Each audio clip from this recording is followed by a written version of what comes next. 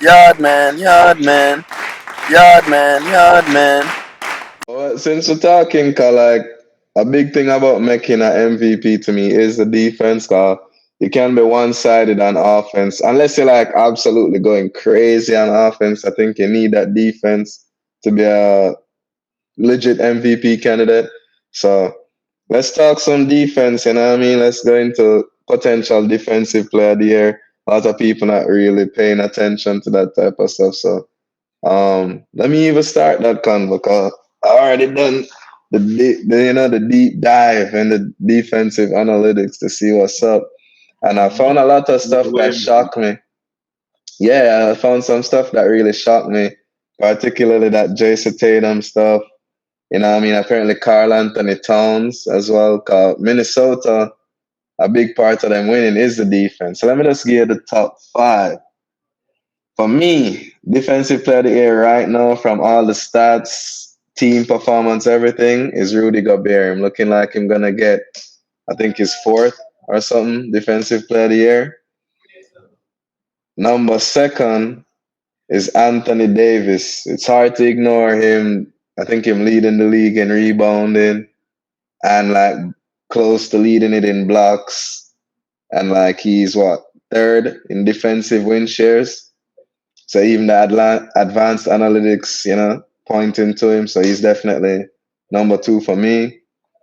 For third, I have Shy, and it's crazy. This guy's like, this is why he's so much close to being an MVP for me because him averaging 2.7 steals. That's the obvious stuff, right? But would you believe he is second in defensive box plus or minus? You know what I mean? And them team position in the Western Conference kind of reflect that type of impact that he's having. So I've Shy as third defensive player of the year, crazy. And for number four, I have Embiid. You know what I mean? Big in rebounding. I think he's pretty close to averaging the same amount of blocks as Anthony Davis. I think he's like 2.4 and AD's like 2.6 or something. So in blocking shots, you know what I mean? He's like sixth in defensive win shares and third in defensive box plus or minus. So the advanced stats, loving him and him team performing good. So definitely an MVP type player and defensive player of the year candidate.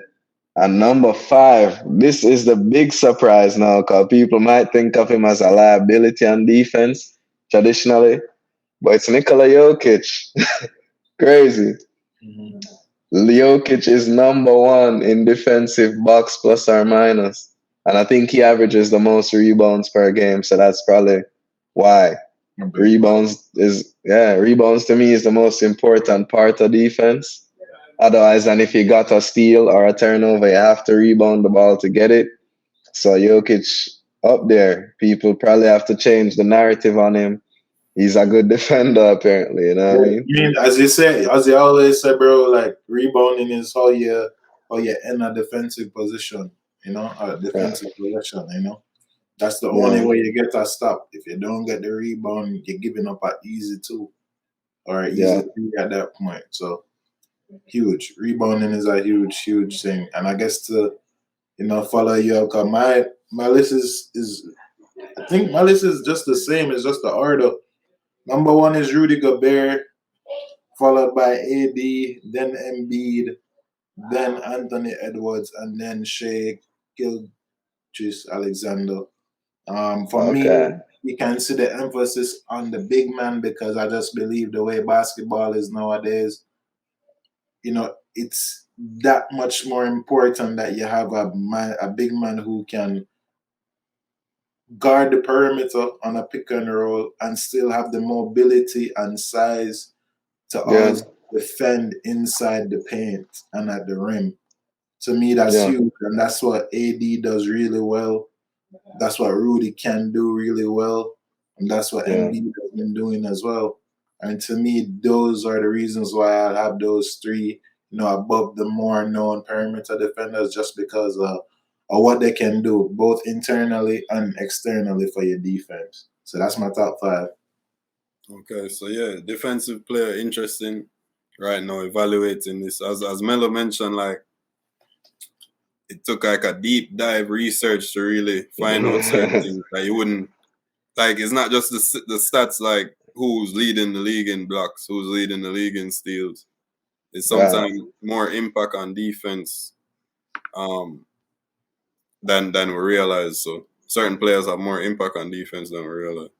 So right now, I mean, definitely, this is not in any order. I never really put it in order, but Embiid is on that list for sure. Anthony Davis, not in this top 5, but not in order.